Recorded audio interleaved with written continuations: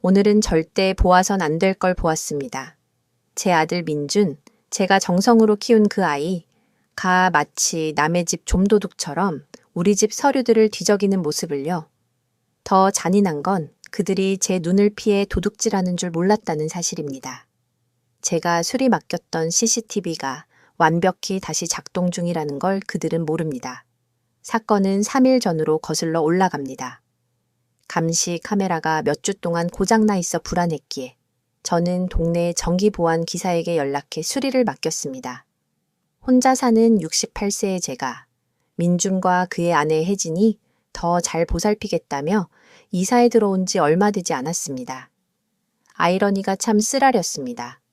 그들이 집안의 모든 것을 통제하는 데 너무 익숙해진 탓에 제가 수리기사를 불렀다는 사실조차 깜빡 잊고 말았지요. 그러나 그 망각이 오히려 다행이었습니다. 만약 제가 CCTV를 다시 켜지 않았다면 진실을 너무 늦게 알았을 겁니다. 오늘 아침 민주는 인터뷰 보낸다고 집을 나갔고 혜진은 전통시장을 간다고 했습니다. 저는 휴대폰으로 카메라를 확인해 보기로 했습니다. 수리기사가 설치해준 앱으로 실시간 집안 화면이 보였고 망설임 없이 화면을 눌렀습니다. 거실이 선명히 잡혔고 제 심장은 얼어붙었습니다. 민준과 혜진은 분명히 집을 떠나지 않았습니다. 커피 테이블 위에는 제 중요한 서류들이 마치 그들의 사무서류인 양 어지럽게 펼쳐져 있었습니다. 민준은 제 침실에서 늘 침대 옆 서랍에 두던 봉인된 서류 폴더를 들고 있었고 혜진은 창가 빛에 문서를 비춰가며 한 장씩 읽고 있었습니다. 두 사람의 손놀림은 이전에도 이런 짓을 해본 사람들처럼 익숙했습니다. 원본 등기권 리증은 어디 있어? 혜진의 목소리가 카메라에 오디오를 통해 들려왔습니다. 차갑게 계산적인 어조였습니다. 안 변호사 안태현과 위조하려면 원본이 필요하대. 안태현. 그 이름을 들으니 등골이 서늘했습니다. 민준이 뵈서 만난 변호사라더니 왠지 수상쩍던 사람이었습니다. 이제야 이유를 알겠습니다. 여기 있어야 해. 민준은 짜증 섞인 목소리로 답했습니다. 엄마는 서류 관리를 완전 철저히 해. 다 정리해 놓잖아. 제가 늘 꼼꼼히 챙겼던 정리와 질서라는 말이 그 입에서 저주처럼 튀어나오니 속이 메스꺼웠습니다. 혜진은 창가에 문서를 대고 투명하게 보이며 중얼거렸습니다. 이거 봐. 감정가가 최근에 6억 원이 넘게 나왔네. 안 변호사 말이 맞아. 이 집 팔아도 남을 거야. 30년간 간호사로 땀 흘려 모은 집. 민준을 어린 시절 아버지에게 버림받고 키운 그 집을 그들은 장부상의 가치로만 보고 있었습니다. 원본 등기 있으면 이걸로 다 끝내. 혜진은 콧방귀를 끼듯 말했습니다. 우린 팔아서 엄마를 작은 원룸으로 옮겨야 하에. 노후엔 그 정도면 충분하지.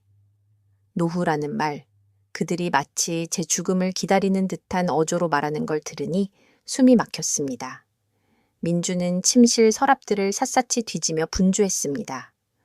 엄마가 중요한 건 안정금고나 은행 보관함에 넣어뒀을 텐데 그러나 손은 빈손으로 돌아왔고 얼굴은 분노로 붉어졌습니다. 거실로 돌아온 민주는 체념 섞인 자세로 제가 가장 아끼던 안락 의자에 털썩 앉았습니다. 혜진은 팔짱을 끼고 기다리며 성급함을 노골적으로 드러냈습니다. 안 변호사가 금요일까지 원본을 가져오라 했어. 그게 없으면 일을 못해. 일감이 없으면 우린 네가 주는 생활비로 계속 버텨야 해.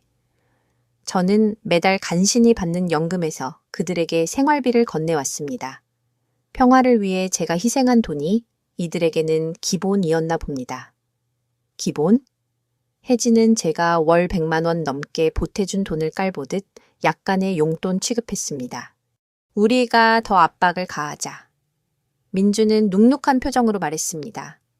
병원 서류, 보험 서류가 급하다고 하면 엄마가 서명할 거야. 요즘 기억이 잘 안 난다면서. 서류를 자세히 읽지도 않을걸. 그 말에 제 가슴이 한 조각 부서져 내렸습니다. 사실 나이가 들며 이름과 날짜를 잊는 일이 종종 있었지만 그건 자연스러운 현상이었습니다. 그런데 그들은 제 어쩔 수 없는 약함을 이용해 제 정신마저 의심하게 만들고 있었어요.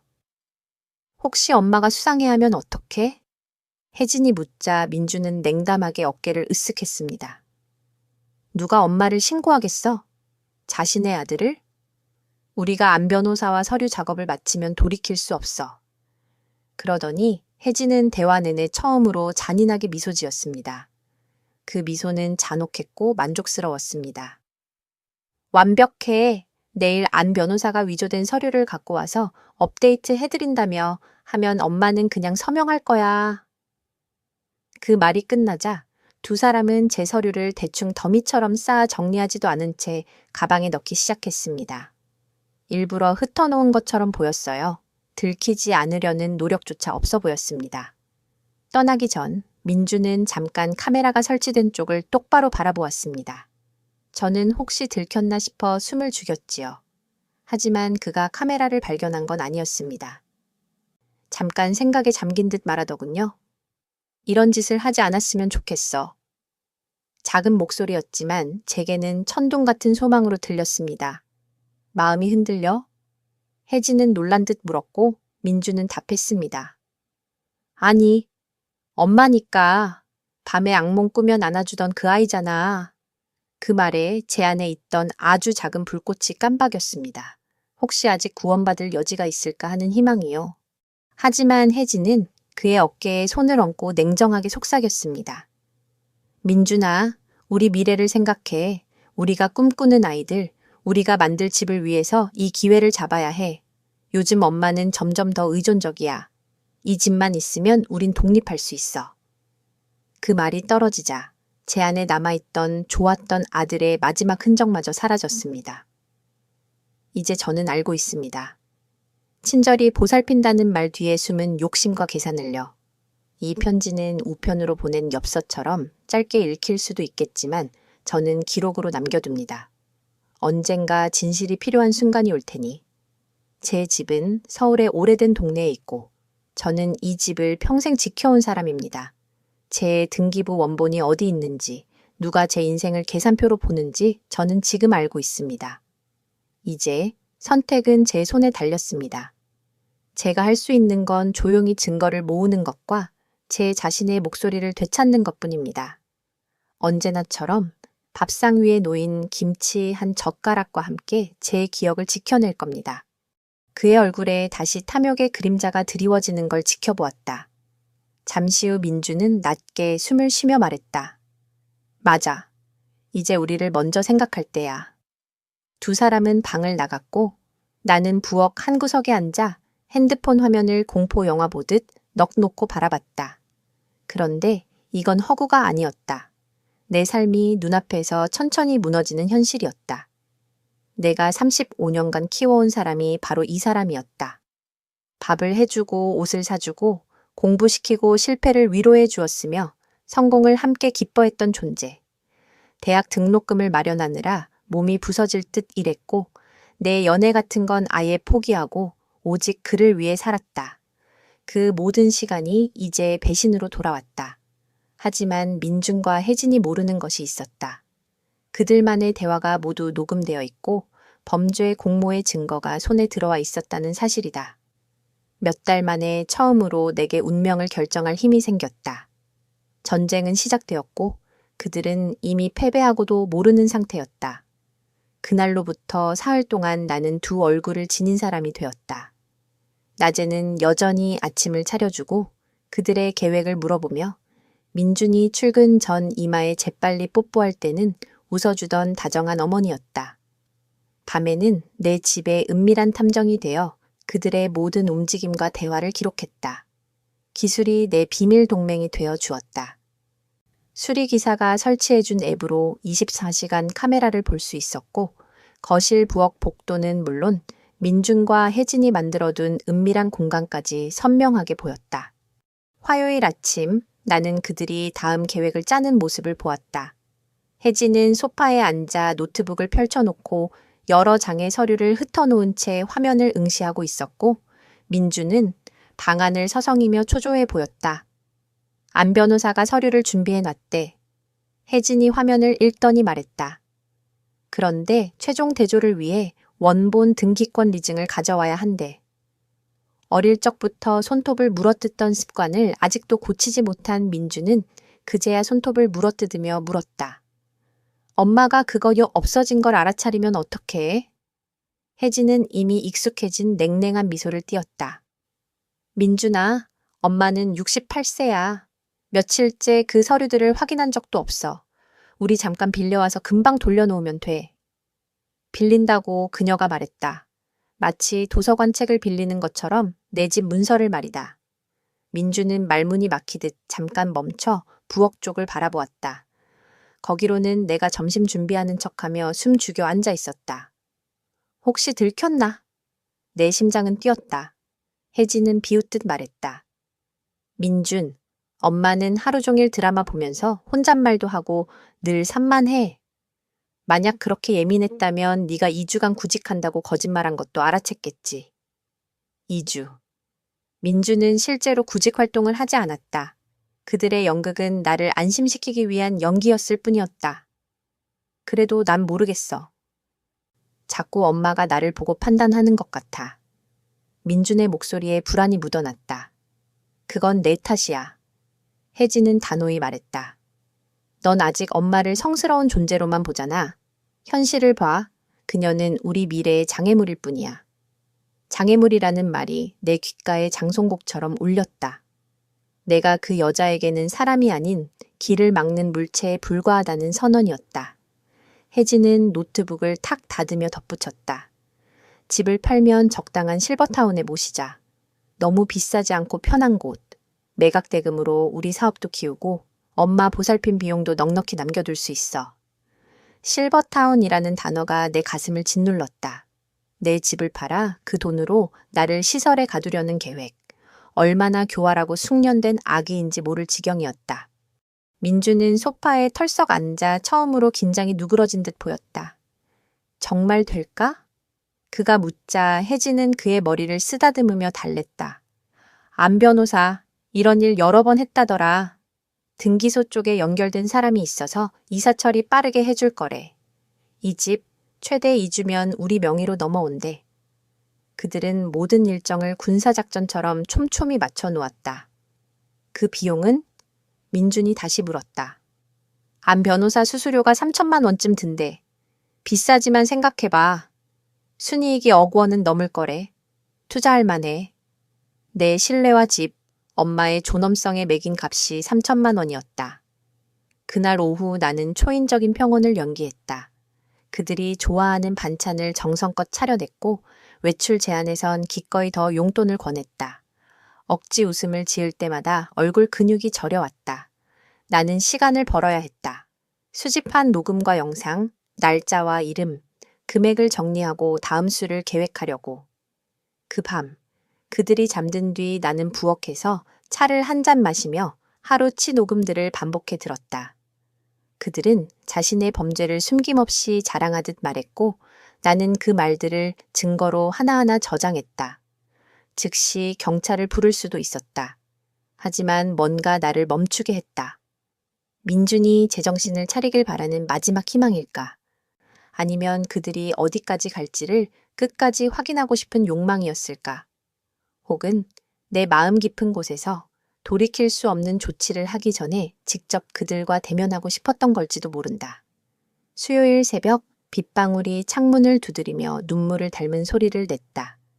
민준과 혜진은 말없이 아침을 먹으며 서로를 살피는 눈빛을 주고받았다. 공기에는 뭔가 결정적인 순간이 다가온다는 긴장이 감돌았다.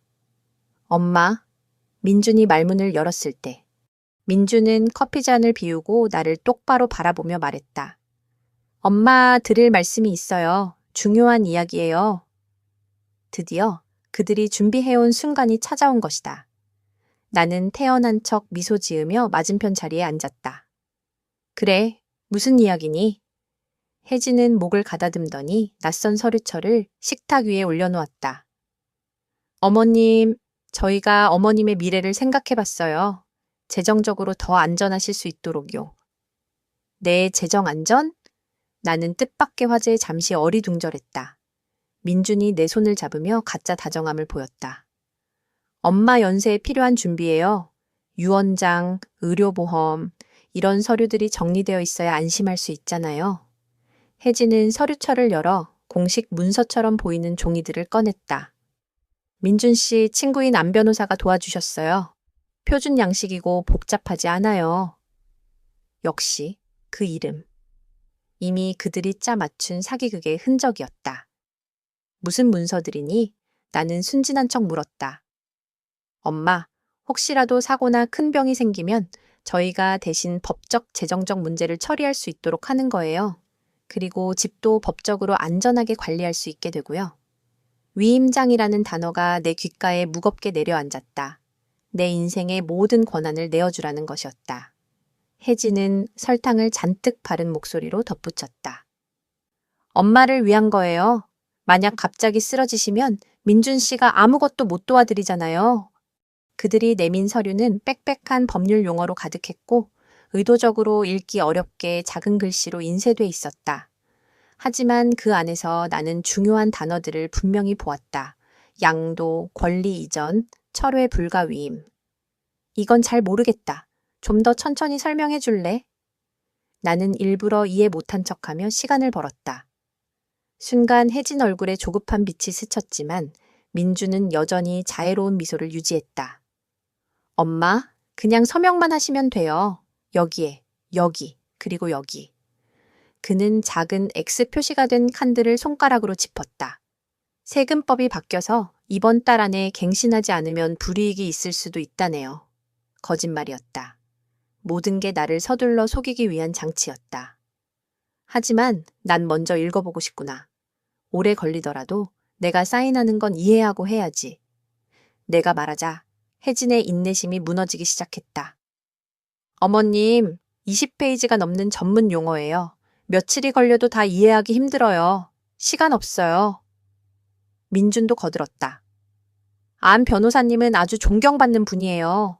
믿으셔도 돼요. 존경? 사기꾼을? 나는 일부러 서류를 탁 내려놓으며 말했다. 내일까지 생각해 볼게. 중요한 일이니까 신중해야지. 순간 식탁 위 공기가 얼어붙었다. 두 사람은 눈빛을 교환하며 불안을 감추려 했다. 엄마, 이번엔 민준의 목소리가 단단해졌다. 오늘 꼭 사인하셔야 해요. 내일 아침 변호사와 약속이 잡혀 있어요. 안 하면 기회를 놓칩니다. 기회라니? 내가 물었다. 혜진이 몸을 앞으로 기울이며 차갑게 속삭였다. 어머님을 법적으로 보호할 기회예요. 친아들을 못 믿으세요? 마침내 그들이 준비해둔 마지막 무기가 등장했다.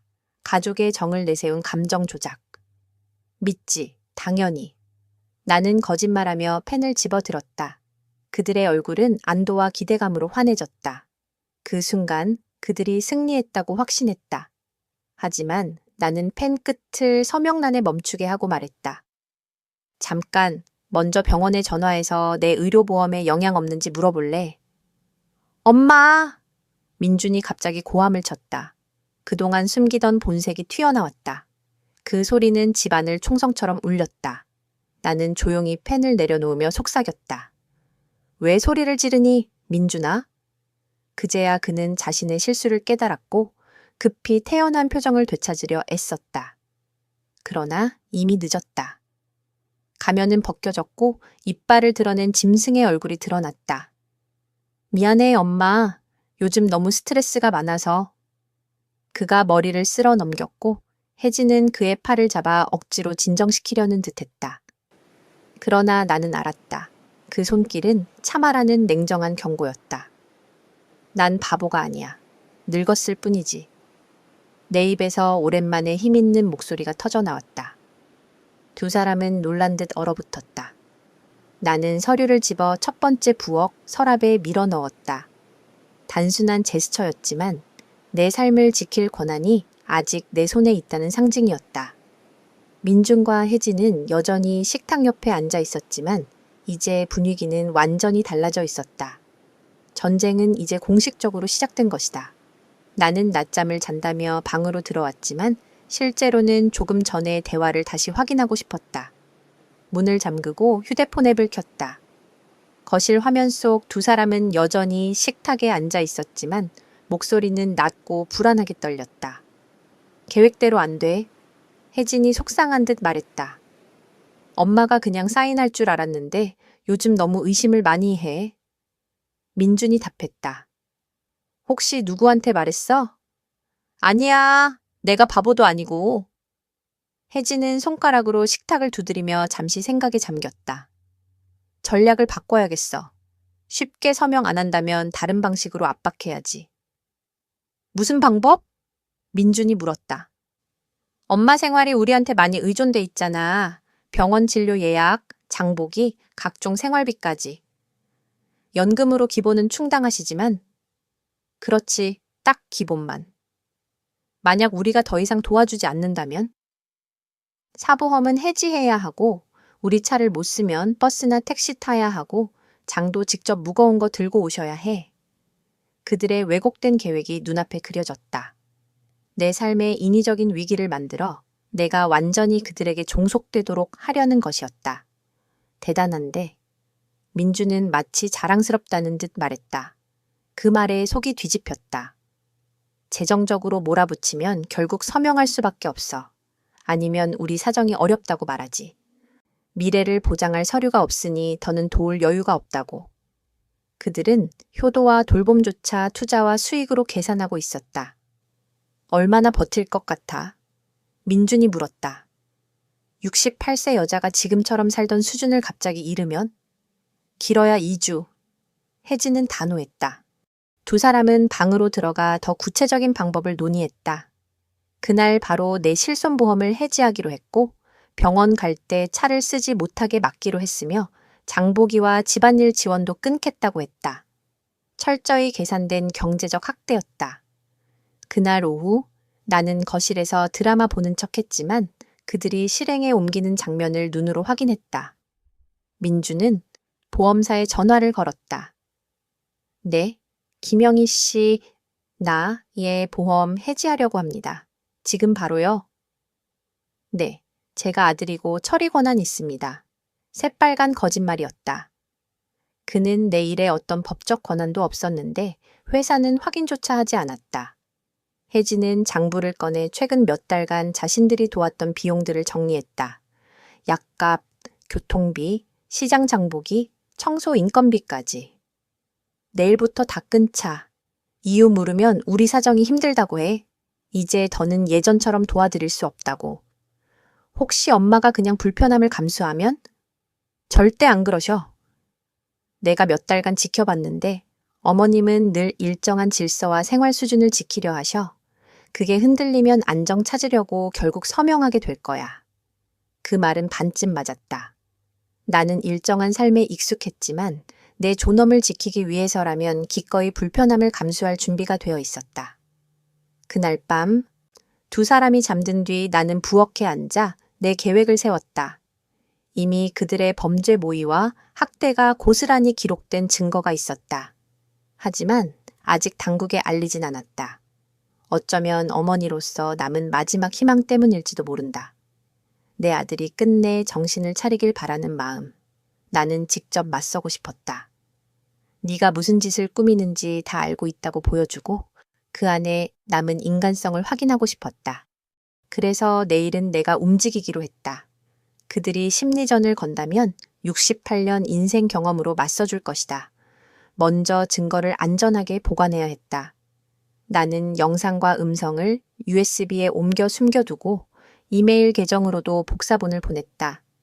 혹시라도 그들이 나를 법적으로 또는 신체적으로 무력화시켜도 범죄 기록은 남아있을 것이다. 목요일 아침, 창밖은 햇빛으로 환히 빛났지만 내 집안에는 어둠이 드리워져 있었다.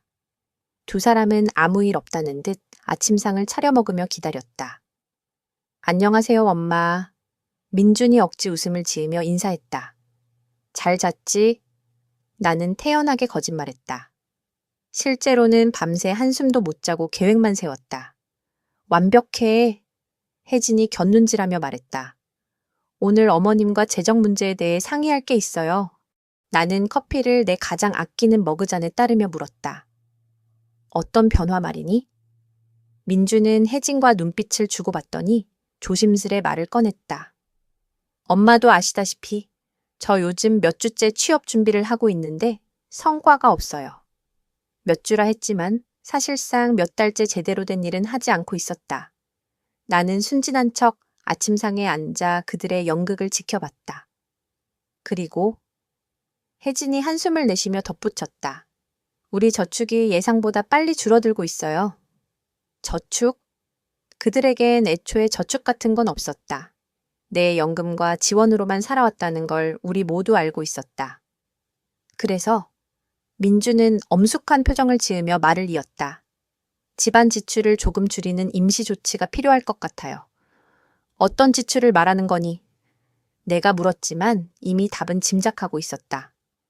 예를 들면 엄마 사보험, 병원 갈 때 차 사용, 우리가 대신 보던 생활비들. 그는 잠시 말을 멈추더니 강조하듯 말했다. 물론 다 임시예요.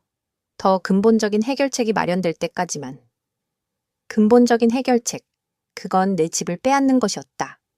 나는 태연하게 커피를 한 모금 마셨다.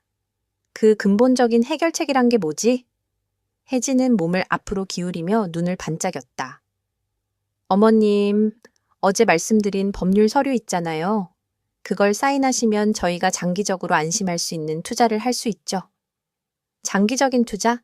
내 집을 팔아 내가 요양원으로 밀려나는 일. 그렇구나. 나는 침착하게 대답했다. 그러니까 그 서류는 내 보호를 위한 게 아니었네.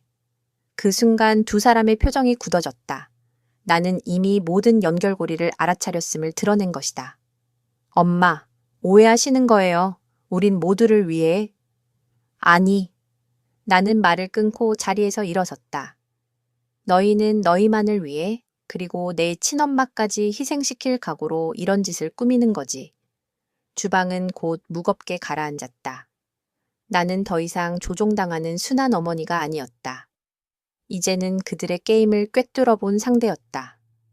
엄마. 민준이 다시 입을 열었다. 가짜 염려로 가득한 목소리가 이제는 역겨웠다. 엄마가 우리 의도를 잘못 이해하시는 거예요. 그래? 내가 두 팔을 꼬며 물었다. 그럼 왜 너희의 재정 위기가 꼭 내가 읽지도 못하게 막은 그 서류와 동시에 터져 나오는 건데? 혜진은 몇 달 동안 연습한 듯한 거만한 미소로 끼어들었다. 어머님, 복잡한 법률 용어 때문에 혼란스러우실 수도 있죠. 혼란? 나는 날카롭게 잘랐다. 난 혼란스러운 게 아니라 배신당한 거다. 그 말은 폭탄처럼 식탁 위에 떨어졌다. 민준의 어깨가 움찔했다. 배신. 나는 단어를 또박또박 씹듯이 반복했다. 내 손으로 키우고 내 노동으로 먹이고 내 희생으로 대학까지 보내준 아들이 지금은 내가 자는 사이 내 집을 훔치려는 아들이 되어 있구나. 훔치려는 게 아니야. 민준이 손바닥으로 탁자를 쾅 치며 외쳤다. 나는 가족의 미래를 위해. 가족의 미래? 나는 쓴웃음을 터뜨렸다. 내 계획엔 내가 포함돼 있지 않아. 내 집을 팔아 나를 요양원에 가두려는 게 무슨 가족이니? 두 사람은 서로 경계하는 눈빛을 주고받았다. 나는 이미 예상보다 많은 걸 알고 있었다. 어머님, 그런 생각 어디서? 혜진이 중얼거렸지만 목소리엔 자신감이 사라져 있었다. 나는 휴대폰을 꺼내 식탁 위에 올려놓았다. 내가 직접 들려줄까? 네가 말한 어머니의 노후는 저렴하지만 편한 곳이면 충분하다는 그 말. 그들의 얼굴에서 핏기가 사라졌다. 민주는 마치 독사라도 본 듯 휴대폰을 응시했다. 엄마, 설마 녹음한 거야? 아니. 나는 차갑게 대답했다. 너희가 스스로 녹음한 거다. 수리한 CCTV가 다시 작동한다는 걸 잊고 거실에서 내 범죄 계획을 고스란히 떠들었으니까. 혜진은 벌떡 일어나 의자를 쓰러뜨렸다. 언제부터 지켜본 거야? 화요일부터. 나는 눈 하나 깜빡하지 않고 답했다. 사흘치의 대화가 전부 녹음돼 있어. 위조 계획, 내 집을 팔려는 계획, 심지어 안 변호사 얘기와 금액까지. 민준도 일어서긴 했지만 위협이라기보단 궁지에 몰린 짐승 같았다. 엄마, 제발 설명할 시간을 줘. 설명? 내 목소리가 처음으로 커졌다. 내 아내가 날 장애물이라고 부를 때 네가 뭐라 대답했는지 내가 모를 줄 아니? 맞아. 이제 우리를 생각할 때야. 네가 직접 한 말이다, 민준아. 35년간의 내 희생 끝에 내 아들은 나를 희생물로 택했다. 민주는 의자에 주저앉아 얼굴을 두 손으로 가렸다. 잠시나마 뉘우침이 찾아온 줄 알았다. 그러나 혜진은 포기하지 않았다. 좋아. 증거가 있다고 치자. 그걸로 뭘 할 건데? 그 질문은 잠시 나조차도 멈칫하게 했다. 나는 그녀의 말투에 숨이 막혔다. 내용보다도 태도였다. 당황이나 변명이 아닌 대놓고 도전하는 기세. 뭐라고? 내가 물었다. 묻고 있잖아요. 어머님, 그 증거 가지고 뭘 하실 건데요? 혜진은 두 팔을 꼬고 앉아 있었다. 결국 민준 씨는 어머님 아들이잖아요. 설마 집 한 채 때문에 가족을 파괴하시려는 거예요? 그 뻔뻔스러움에 한동안 말이 막혔다. 모든 것이 드러났는데도 여전히 날 조종하려 드는 그녀. 가족을 파괴한다고? 혜진아, 이미 너희가 이 가족을 무너뜨렸어. 난 그저 나를 지키고 있을 뿐이야. 자신을 지킨다고요? 그녀는 비웃듯 말했다. 68세 혼자 사는 여자가 우리 말고 누가 있어요? 경찰에 신고라도 하실 거예요? 친아들을 고발하시겠다고요? 그 말투에는 단순한 오만이 아니라 묘한 확신이 깃들어 있었다. 필요하다면. 내가 단호히 답했다. 혜진은 미소 지었다. 그 미소에는 순수한 악의가 담겨 있었다. 어차피 누가 어머님 말을 믿겠어요? 혼자 사는 노인이 가족을 몰래 감시하면서 편집증적 망상에 빠진 사람이라는 게 드러나면요? 증거가 있어. 내가 맞서자 그녀가 날카롭게 끊었다. 불법으로 얻은 녹화잖아요. 우리가 합법적으로 거주하는 집에서 동의 없이 녹화한 영상. 변호사라면 5분 만에 증거 능력 무효로 만들걸요. 심장이 쿵 내려앉았다. 정말 내 증거가 법적 가치를 잃을 수 있는 걸까? 게다가 혜진은 식탁 주위를 맴돌며 사냥꾼처럼 말했다. 어머님, 언제 마지막으로 친구를 만나셨죠? 언제 마지막으로 꼭 필요하지 않은 외출을 하셨나요? 사회적으로 고립된 채 가족만 감시하며 망상에 사로잡혀 있는 모습, 다들 이상하게 볼 거예요. 민준이 고개를 들며 마치 옛날의 확신을 되찾은 듯 말했다. 맞아요, 엄마. 그래서 우리가 서류를 준비한 거예요. 엄마, 정신 건강이 더 악화되면 우리가 도와줄 방법이 있어야 하잖아요? 정신 건강 악화. 그들은 내가 피해자가 아니라 편집증 노인으로 보이게 만드는 대체 서사를 짜고 있었다. 내가 그들의 배신을 밝혀낸 증거를 오히려 내 불안정의 증거로 둔갑시키려 했다. 너희도 알잖아. 내 정신엔 아무 문제 없다는 걸. 내가 힘주어 말했지만 목소리 끝에 흔들림이 스쳤다. 정말요? 혜진은 의자에 다시 앉으며 상황을 장악한 듯 미소 지었다. 자신의 가족을 감시하려고 몰래 CCTV를 설치하고 도와주려는 자식의 행동을 음모로 해석하는 게 정상입니까? 기본적인 서류 서명조차 거부하면서 말이죠. 그건 음모가 아니야. 내가 소리쳤다. 너희가 계획하는 걸 직접 들었어. 엄마는 그냥 우리가 어머님 노후를 논의한 걸 위협으로 곡해하신 거예요. 민준이 차갑게 맞받았다. 그 순간 나는 바닥이 꺼지는 듯한 절망을 느꼈다. 내가 쥐고 있던 모든 대화, 모든 증거가 내 편집증으로 해석되는 지옥 같은 상황. 하지만 너희가 분명히 말했잖아. 내가 장애물이라고. 어머님이 미래 준비를 거부하셔서 저희가 제대로 도와드릴 수 없다는 뜻이었죠. 혜진은 환자 대하듯 느릿느릿 말했다. 민주는 다가와 내 어깨에 손을 올렸다. 엄마, 우린 엄마가 걱정돼요. 이런 행동은 정상적이지 않아요. 전문가와 상담이 필요해요. 전문가, 정신과 의사. 그들은 내가 미쳤다는 낙인을 찍어 저항 자체를 무력화하려는 것이었다. 그러나 그때 문득 내가 떠올린 것이 있었다. 정말 다 합법적이라면 왜 안 변호사 말고 내가 직접 고른 변호사에게 서류를 보여주지 못해? 순간 흐른 침묵이 모든 답이었다. 혜진과 민주는 서로를 바라봤고 그 눈빛 속엔 두려움이 스며 있었다. 당연히 언제든지요. 혜진이 대답했지만 목소리에는 전에 확신이 사라져 있었다. 전쟁은 새로운 국면에 접어들었다. 더 이상 집이나 서류 문제가 아니었다.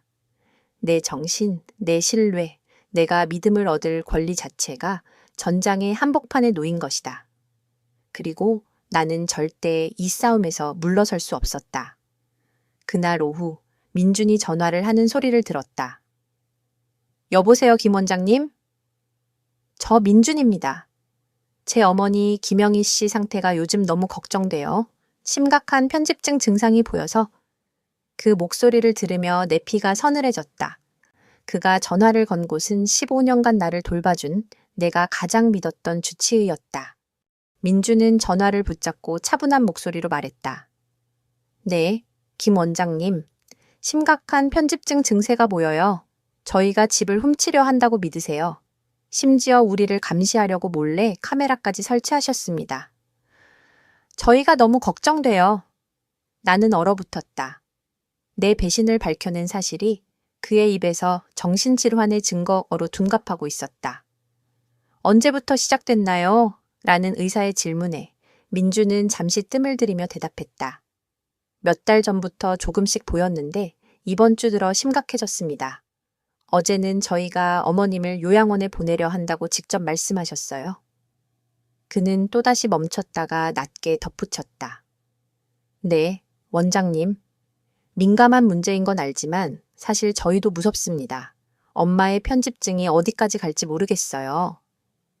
그들은 내 분노와 의심을 위협으로 뒤집어 버렸다. 나는 급히 방으로 달려가 문을 잠그고 떨리는 손으로 휴대폰 앱을 켰다. 이 통화도 기록해야 했다. 그러나 그 방의 카메라에는 음성이 잡히지 않았다. 단순한 오류일까? 나는 믿을 수 없었다. 그날 오후 두 사람은 마치 환자를 대하듯 과장된 친절을 보였다. 엄마, 괜찮으세요? 머리는 안 아프세요? 헷갈리시진 않으세요? 민주는 30분마다 묻고 어머님, 얼굴이 창백하세요. 요즘 잠은 잘 주무셨어요? 이상한 꿈 꾸신 적은 없으세요? 혜진은 감미로운 목소리로 덧붙였다. 대답 하나하나가 덧치였다. 헷갈린다고 하면 그들의 이야기가 입증되고 아니다라고 하면 내 상태를 스스로 모른다는 증거로 만들 것이다. 밤이 되자 방에서 들려오는 그들의 속삭임이 또렷하게 들려왔다. 내일은 김 원장님께 바로 예약 잡을게요. 혜진이 말했다. 정신건강 악화 기록을 공식적으로 남겨야 해. 만약 엄마가 가기 싫다고 하면? 민준이 물었다. 거절 못하시지. 그냥 혈압 검진이라고 하면 돼. 병원 가면 우리가 따로 원장님께 말씀드리자. 원장님이 우리 말을 믿으실까? 우리가 가족이잖아. 몇 달 동안 직접 지켜본 것처럼 말하면 돼. 게다가 노인의 편집증은 흔하니까. 그 말은 맞았다. 의사들은 종종 노인의 편집증 사례를 접한다. 그러나 내 15년간의 진료 기록은 언제나 정상적이었다. 하지만 그마저 조작할 수 있지 않을까 두려움이 엄습했다. 다음 날 아침 민주는 태연하게 말했다. 엄마, 오늘 진료 예약했어요. 그냥 혈압도 재고 건강검진 차원이에요. 난 건강해. 진료 필요 없어. 내가 단호히 말했다. 물론 건강하시지요. 하지만 나이가 있으시잖아요. 혜진이 끼어들며 속삭였다. 게다가 요즘 신경이 예민하시고 의심도 많아지신 것 같아요. 난 예민한 게 아니라 내 가족이 날 배신하고 있다는 걸 알아차린 거야. 민주는 한숨을 크게 쉬며 마치 고집 센 환자를 대하듯 말했다. 엄마, 그런 생각 자체가 의사에게 확인받아야 하는 거예요. 그들은 내 발견을 단순한 생각으로 격화시키며 정신과 진료로 몰아가려 했다. 난 병원 안 간다. 아니, 엄마는 가셔야 돼요. 이번엔 민준의 목소리에 날이 섰다. 엄마를 위한 거예요. 거절하면? 내가 맞서자 혜진은 거짓된 미소를 지었다. 어머님, 괜히 힘들게 하지 마세요. 그냥 정기 검진일 뿐이에요. 그래도 거부하면? 내가 되묻자 둘은 서로를 바라봤다. 그 눈빛엔 이미 다른 대안이 준비돼 있다는 게 분명했다. 강제 입원, 아마 그것일 것이다. 그날 오후 두 사람이 장 보러 나갔을 때 나는 직접 김 원장님께 전화를 걸었다. 원장님, 저 김영희예요. 어머, 영희 씨, 마침 연락 주셨네요. 사실 아드님이 어제 오셔서 어머님 상태를 많이 걱정하시더군요. 내 심장이 내려앉았다. 민준이 이미 거짓 이야기를 심어둔 것이다. 원장님, 하지만 제 얘기를 직접 들어주셔야 해요. 민준이와 혜진은 제 집을 빼앗으려 위조 문서를 준비 중입니다. 제가 그걸 알아차리자 날 정신이상자로 몰아 제 말을 무시하게 만들려는 거예요. 한동안 침묵이 흘렀다. 영희 씨, 그건 아주 중대한 주장입니다. 증거가 있습니까? 모든 증거를 지워버렸어요. CCTV도 없애고 녹화본도 삭제했어요. 제 기억마저 조작하려 하면서 제가 다 상상한 거라고 몰아붙였습니다. 그럼 어떻게 확신하세요? 1시간 전 제가 직접 들었어요. 민준이 안 변호사에게 전화하는 걸요. 위조 비용으로 300만 원을 얘기하면서 필요하다면 혜진이 제 도장을 대신 찍을 수도 있다고 했습니다. 나는 그 대화를 단어 하나 빼놓지 않고 그대로 전했다. 원장님의 표정은 점점 심각해졌다. 영희 씨, 지금 말씀하신 건 사기와 노인 학대에 해당하는 중대한 범죄입니다. 사실이라면 당장 경찰에 알려야 합니다. 원장님, 제 말을 믿으세요? 제가 15년 동안 어머님 진료를 받습니다. 기억력 저하도 없었고 신경학적 검사도 모두 정상 결과였어요. 그 말에 나는 아주 오랜만에 안도의 숨을 내쉴 수 있었다. 그런데 원장님, 민주는 제 편집증이 심해졌다고 말씀드렸다고 하셨죠? 맞아요. 하지만 지금 말씀을 듣고 보니 전혀 다른 해석이 가능하네요. 어떤 해석이요? 편집증이 아니라 실제 위협을 정확히 감지한 정확한 직감이라는 해석입니다. 며칠 만에 처음으로 내 마음이 단단해졌다. 내가 미친 게 아니었다. 애초부터 나의 감이 옳았다. 그럼 어떻게 할까요? 내가 물었다. 첫째, 지금 여기서 간이검사가 아닌 정식 인지기능 평가를 진행해 기록을 남기겠습니다. 둘째, 노인 학대, 가정사기 사건을 다루는 민간조사관 연락처를 드릴게요. 셋째, 노인 보호 전문 변호사와도 바로 상의하죠. 다만 법적 장치가 갖춰질 때까지 이 사실은 민준 씨에게 비밀로 하셔야 합니다. 그 뒤 2시간 동안 김 원장님은 기억력, 단기, 장기, 실행기능, 시간공간 진압력, 추론 능력 등 배터리 검사를 차례로 진행했다. 결과는 모두 정상, 아니 또렷하게 우수. 영희 씨, 또래에서 보기 드문 날카로운 판단력이에요. 인지저하는 전혀 없습니다. 지금 의료 소견서에 공식 기재하고 있어요. 법적, 재정적 의사결정 능력도 완전으로 명시하겠습니다. 정고 무렵 집으로 돌아오자 민준과 혜진은 불안함을 감추지 못한 채 다가왔다. 엄마, 진료는 어땠어요? 아주 괜찮대. 나는 표정을 감추고 담담히 말했다. 인지 문제는 없고 요즘 쌓인 스트레스가 원인일 수도 있대. 두 사람의 얼굴의 안도와 어디선가 본 실망의 그림자가 동시에 스쳤다. 스트레스요? 왜요? 혜진이 멍석을 깔듯 묻자 나는 즉흥적으로 덧붙였다. 혼자 지내면서 미래가 걱정도 되고 문서 정리도 명확히 해두면 좋겠다고 하더라. 둘은 거의 환호를 삼키듯 눈빛을 교환했다. 잘 됐네요, 엄마. 그럼 그 서류들 이제 그래, 다만 의사 말대로 차분히 검토하고 사인하자. 내일 오후에 같이 보자. 물론이죠. 민주는 익숙한 가짜 온기를 띠며 웃었다. 그날 오후 나는 낮잠을 자는 척 휴대폰에 매달렸다. 원장님이 알려준 민간조사관과 먼저 통화했고 이어 노인보호 전문 변호사와도 연결했다. 직접 증거가 필요합니다. 조사관이 말했다. 대화에 본인이 참여하는 범위라면 녹음은 합법입니다. 가능하시다면 의복 안쪽에 소형 마이크를 착용하시겠어요? 가능해요. 그럼 내일 아침 바로 설치하겠습니다. 거실과 식탁에도 초소형 카메라를 외관상 전혀 보이지 않게 배치하죠. 변호사의 말은 더 직설적이었다. 의료 소견서와 내일 확보할 녹취 영상이면 사기 공모 서류 위조, 미수재정적 노인학대까지 형사 고소가 가능해요. 실형이 나올 수 있습니다. 아들에게 합의로 멈추게 할 방법은요? 증거가 있어야 협상의 테이블이 열립니다. 먼저 확실히 잡으시죠. 그날 밤 두 사람은 마치 승리가 눈앞인 듯 작은 목소리로 축배를 드렸고 나는 반대로 정교한 함정을 설계했다. 내일 서류 검토 자리에 완벽한 기록을 남기기로. 화요일 아침 서울 하늘은 유리처럼 맑았다. 오전 어첩시 민준과 혜진이 아직 잠든 사이 조사관과 기술자가 조용히 도착했다. 한복 저고리처럼 얇은 블라우스 안쪽에 고급 마이크를 고정했고 거실 식탁에 눈에 띄지 않는 지점에는 미세 카메라를 심었다. 겉으로는 아무것도 변한 게 없지만 숨소리까지 또렷이 담길 준비가 끝났다. 기억하세요, 김영희님. 조사관이 나가며 당부했다. 서명 위조, 허위 문서 사용 계획을 그들 입으로 분명히 말하게 하세요.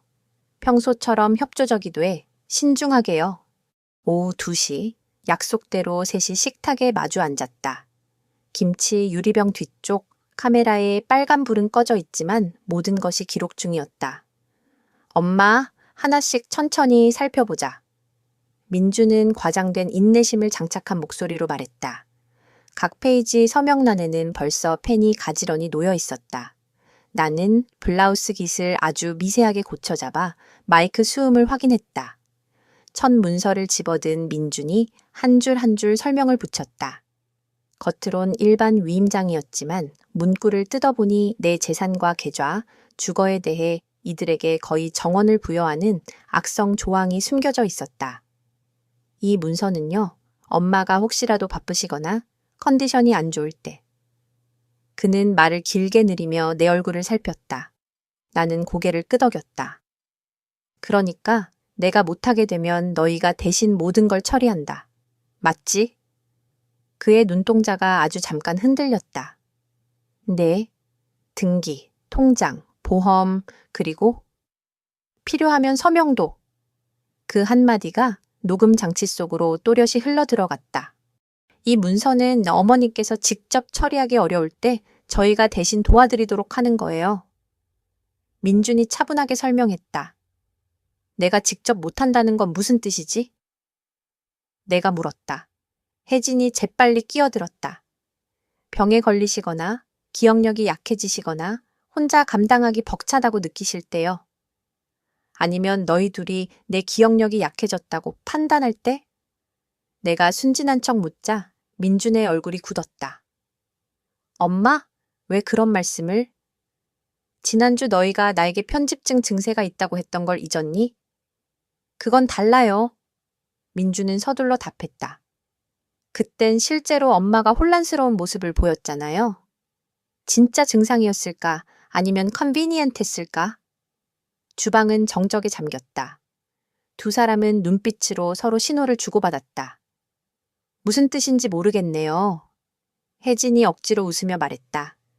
내 말은 신기하게도 내가 이해하지 못하는 서류에 서명하라고 요구할 때마다 꼭 내 기억에 문제가 생긴 것처럼 몰아가더라는 거야. 민준이 앞으로 몸을 기울이며 인내심이 흔들리는 기색을 보였다. 엄마, 우리 중 누구도 엄마 인생을 통제하려는 게 아니에요. 아니라고? 그럼 이 문서에 왜 내 동의 없이도 부동산을 처분할 수 있다는 조항이 있지?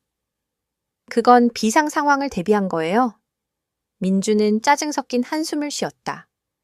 예를 들면 고가의 치료가 필요할 때 혹은 엄마를 요양원에 모셔야 할 때 왜 자꾸 요양원 얘기를 꺼내는 거지?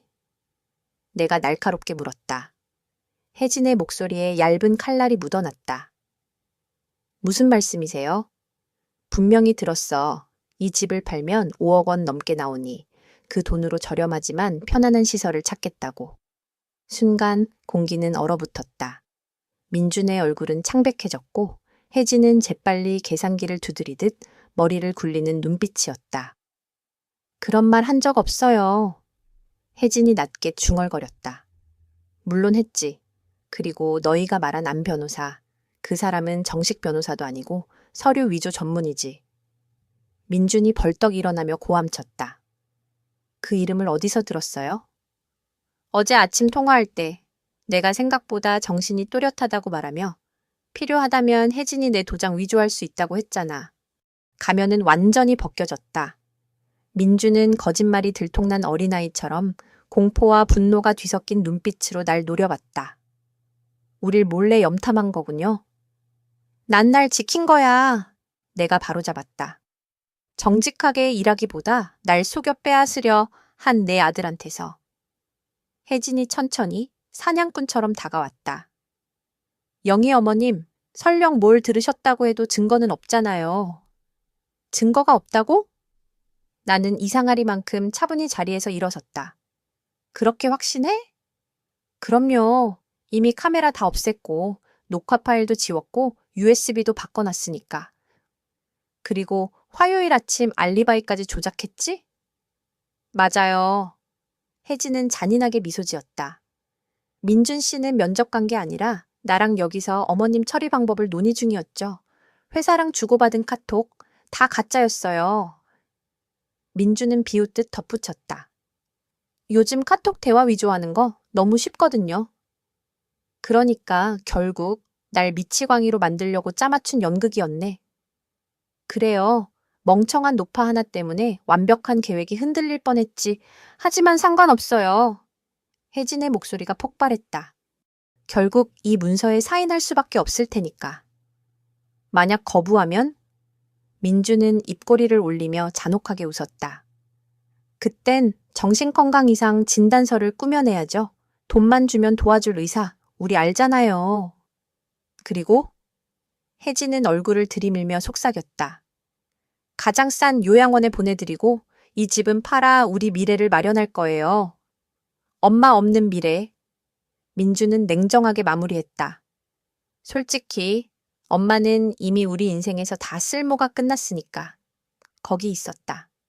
완전하고 명백하며 부인할 수 없는 그들의 범죄 고백이. 그렇구나. 내가 낮게 말했다. 날 사랑해주고 보살펴준 엄마를 이렇게 배신하면서도 후회는 없니? 후회? 민주는 비웃었다. 우릴 매달 몇십만 원 던져주며 구걸하게 만든 사람을? 이 집은 엄마가 아니라 원래부터 내 권리야. 난 엄마의 감정적 압박과 통제 속에서 35년을 버텼어. 그러니까 전부 내 탓이라는 거구나. 내가 창가로 걸어가며 말했다. 맞아요. 혜진이 독서를 날렸다. 덜 이기적인 엄마였다면, 우리에게 돈을 기꺼이 줬다면 이런 일 필요 없었을 거예요. 나는 잠시 마당을 바라봤다. 민준이 어릴 적 자전거를 배우던 곳, 손주들이 뛰어놀기를 꿈꾸던 곳. 그래, 이제야 알겠다. 너희가 어떤 사람인지. 내가 돌아서자 민준이 펜을 내밀었다. 이제 이해했으면 사인하세요. 모두에게 쉬운 길이 될 거예요. 나는 펜을 집어들고 첫 장 위에 올렸다. 알았어, 민준아. 네 말이 맞다. 난 멍청한 늙은이야. 그리고 곧장 펜을 탁 내려놓았다. 하지만 내 손으로 내 사망 선고에 서명할 만큼 멍청하진 않지. 그 순간 두 사람의 얼굴에 들이운 혼란은 3초도 채 가지 않았다. 현관문이 열리며 조사관과 두 명의 인물이 모습을 드러냈기 때문이다. 현관문이 열리자 제복을 입은 경찰 2명과 노인 보호 전문 변호사가 들어왔다. 안녕하십니까? 수사관이 차분하면서도 단호한 목소리로 말했다. 저는 서울지방경찰청 수사관 박진수입니다. 김민준 씨와 이혜진 씨는 사기 공모, 문서 위조 미수, 그리고 노인 재산 갈취 혐의로 체포합니다. 그 순간 두 사람의 얼굴은 완전히 굳어버렸다. 민주는 돌처럼 서 있었고 혜진은 마치 부엌 쪽으로 도망칠 수 있을 것처럼 뒷걸음질 쳤다. 말도 안 돼. 민준이 중얼거리며 나를 귀신이라도 본 듯 바라봤다. 아무 증거도 없잖아. 나는 조용히 블라우스 안에 숨겨둔 소형 마이크를 꺼내 사기 서류 옆에 내려놓았다. 증거? 여기 있어. 방금 대화 전부가 고스란히 녹음됐어. 내 도장을 위조하고 집을 팔고 날 강제로 요양원에 보내고 가짜 진단서를 준비하려 했다는 걸 내 입으로 직접 고백했지. 변호사는 서류를 수거하며 덧붙였다. 게다가 오늘 아침 설치한 초소형 카메라에 이 모든 장면이 고화질로 녹화됐습니다. 그리고 김 원장님의 의학 소견서에는 김영희 씨가 정신적으로 완전히 건전하며 독자적인 법적 결정을 내릴 수 있다는 내용이 명확히 기록되어 있습니다. 혜진이 마침내 목소리를 내었지만 이미 절망에 짓눌린 음성이었다. 이건 불법 함정이에요. 동의 없이 우리를 녹음한 거잖아요. 아닙니다. 수사관이 흔들림 없이 대답했다. 이 집의 주인으로서 범죄가 의심되는 상황에서 대화를 녹음하는 건 정당합니다. 게다가 강요 없이 스스로 모든 걸 자백했지 않습니까? 민준이 드디어 반응했지만 그것은 후회가 아니라 눈먼 분노였다. 이 모든 게 다 엄마 잘못이야. 평범한 엄마였다면, 우리를 진짜 가족처럼 대해줬다면 이런 일은 필요 없었어. 나는 스스로도 놀라울 만큼 차분히 답했다. 민준아, 나는 네가 필요한 모든 걸 주기 위해 35년을 희생했어. 간호사로 이중 근무하며 네 학비를 다 대줬고, 네가 일자리를 잃을 때마다 도왔고, 집이 없을 땐 언제나 문을 열어줬지. 그 대가로 원한 건 존중과 정직, 그리고 아주 조금의 효도뿐이었어. 하지만 넌 날 장애물로만 여겼구나. 경찰관 한 명이 민준의 손목에 수갑을 채우며 권리를 고지했다. 나는 멈추지 않고 계속 말했다. 혜진아, 넌 날 돌봤다고 말하지만 그건 마치 죽어가는 짐승을 노리는 독수리 같았어. 기다리지도 않고 날 조작과 속임수로 서둘러 끝내려 했지. 수사관은 두 사람을 데리고 나가며 설명했다. 김영희 어르신 확보된 증거로 검찰은 사기 공모, 문서 위조, 노인 재산 갈취, 심리적 학대 혐의를 모두 적용할 예정입니다.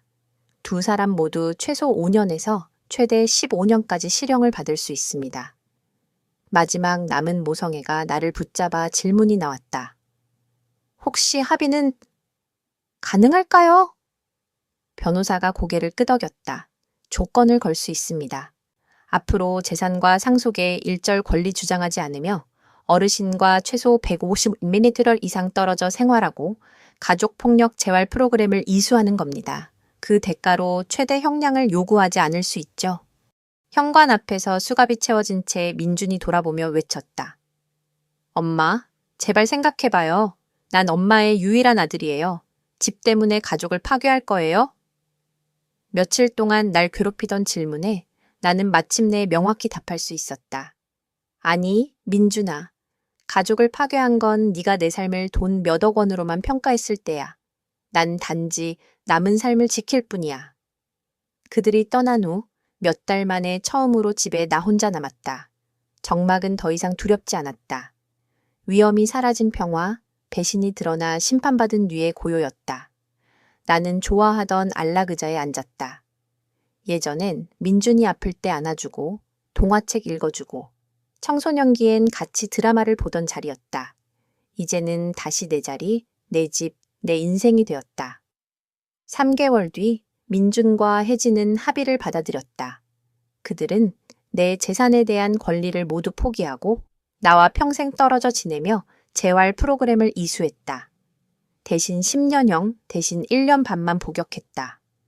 주변 사람들은 내게 물었다. 외아들인데 너무 가혹했던 건 아니에요? 후회되지 않으세요?